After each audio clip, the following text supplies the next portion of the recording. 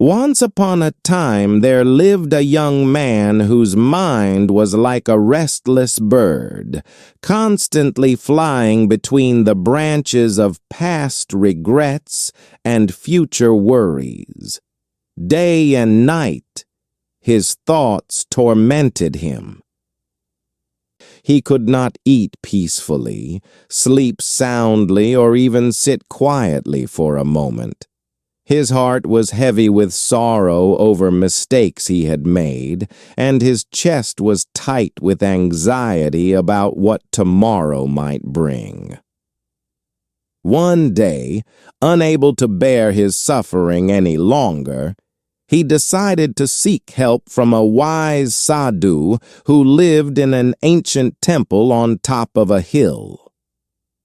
This sadhu was known throughout the land for his kind nature and wisdom. He often offers spiritual guidance to visitors and help for those who struggle in their life. Many people had found peace through his guidance. The next morning he began his journey up the hill. The path was long and winding, but his desperation pushed him forward. When he finally reached the temple, he found the sadhu sitting peacefully under a large tree, his eyes closed in meditation. The young man approached, fell at his feet, and said, "O wise one, please help me. My mind gives me no rest. I am haunted by my past and terrified of my future. I have tried everything, prayers, meditation, distractions, but nothing works. I have not known a moment of peace in years. Please show me the way to peace." The sadhu opened his eyes and looked at the young man with kindness. He could see the deep suffering in his face. After a moment of silence, the sadhu stood up and went inside the temple. He returned with a small clay lamp with a single flame burning steadily.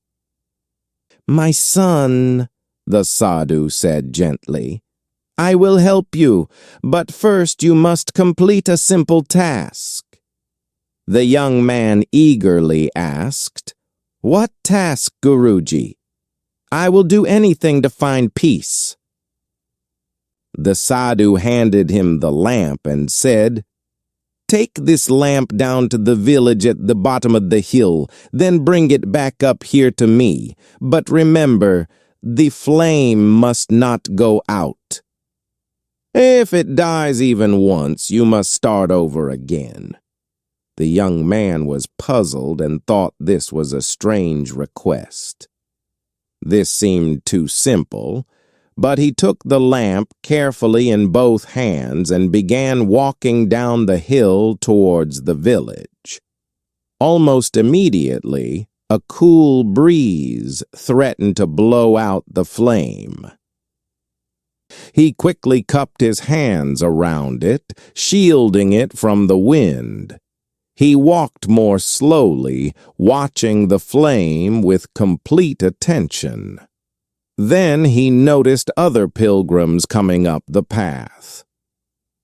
He had to step aside carefully to let them pass without disturbing the flame. They greeted him warmly, but he could not respond. His entire focus was on protecting the delicate flame. He barely noticed their faces or heard their words. As he walked, his entire world became that small, flickering light. When the wind picked up, he turned his body to shield it. When children ran past him laughing, he stood still until they were gone. When birds flew overhead, then monkeys chattered in the trees, he did not look up. His eyes never left the flame. As the path became steeper, his hands began to tremble from the strain of holding the candle steady. Small stones rolled under his feet, threatening to make him stumble. The sun began to set, painting the sky in brilliant oranges and purples. Birds sang their evening songs. The sweet fragrance of flowers filled the air, but the young man noticed none of this beauty. His world had shrunk to the small circle of light in his hands. Finally, he reached the village. Without stopping to rest, he immediately turned around and began the journey back up. The climb was even harder. His legs grew tired. His arms ached from holding the lamp steady. Sweat dripped from his forehead, but still, his focus never wavered from that delicate flame. When at last he reached the temple, the sadhu was waiting for him with a gentle smile. The young man, exhausted but triumphant, carefully handed back the lamp with its flames still burning bright. "Guruji, I have completed your task," he said, breathing heavily. The sadhu nodded and asked, "Tell me, what did you see on your journey?" The young man thought for a moment and replied, "Nothing, Guruji. I saw nothing but this flame." "Did you see the beautiful sunset?" "No, Guruji." "Did you hear the birds singing or the children laughing?" "I heard them, but I did not listen."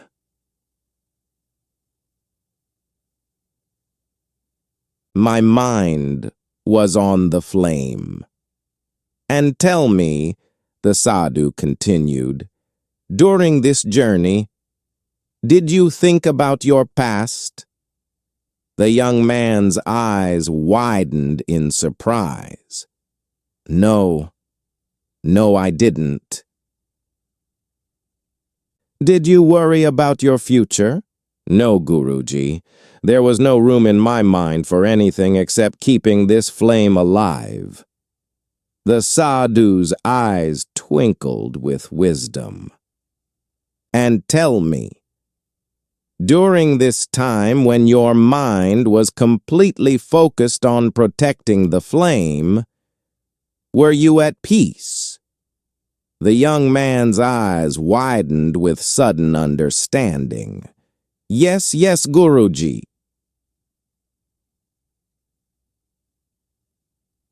For the first time in years, my mind was completely quiet.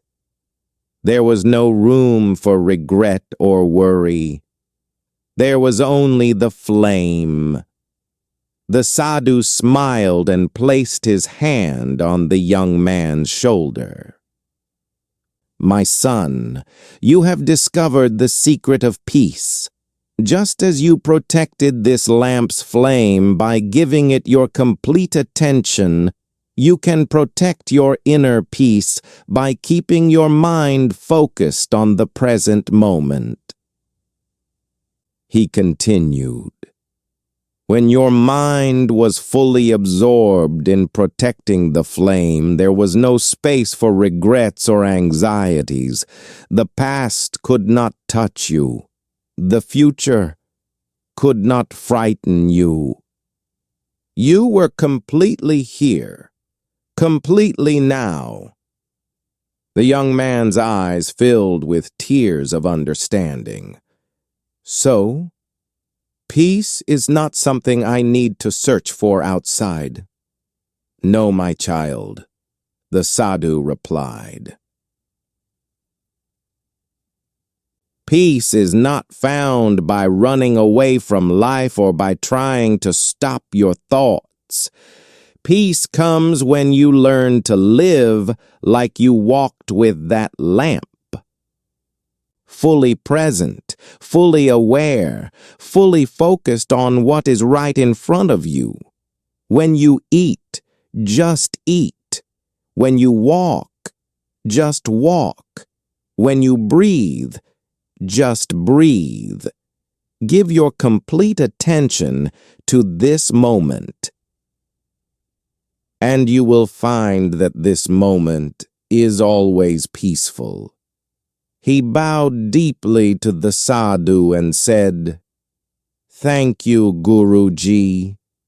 You have given me the greatest gift, peace." For the first time in years, he felt a deep calm in his heart. He understood now that his restless thoughts had power over him only when he gave them his attention. But when his mind was anchored in the present, like it was anchored to that flame, there was no room for mental storms. He returned home as a changed man. Whenever his mind began to drift toward old regrets or future fears, he remembered the lamp's flame. He would then gently bring his attention back to whatever he was doing in that moment, feeling his breath, noticing his footsteps, listening to the sounds around him. Day by day, moment by moment, he learned to guard his mental focus just as carefully as he had guarded that flame. And in doing so, he discovered that peace was not a distant goal to achieve, but a natural state that arose whenever he truly lived in the present.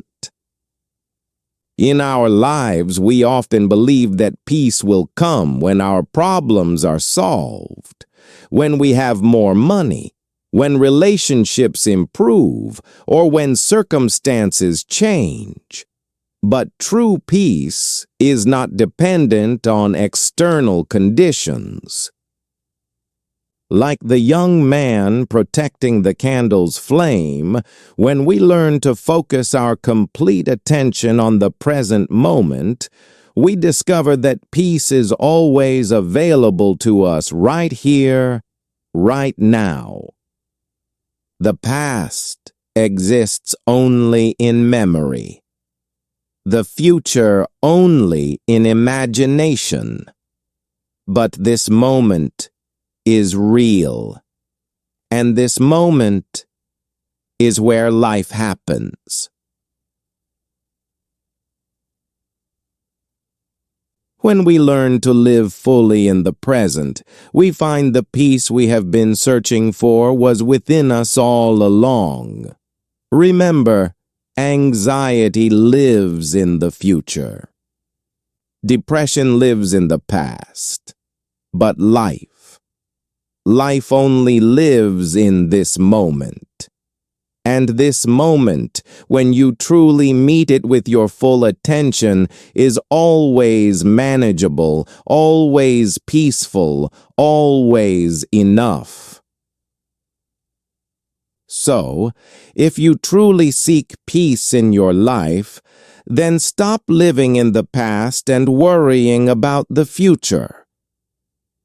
The real happiness lies in the present moment, because the present moment is the only time in your hands to drive as you want. Thank you for being part of today's story. Remember, every story you hear is a new step on your journey to mastering English. If you found this video helpful, please give it a like and subscribe to Read and Rise English. Together, let's learn, grow, and rise. Until next time, keep reading and keep rising.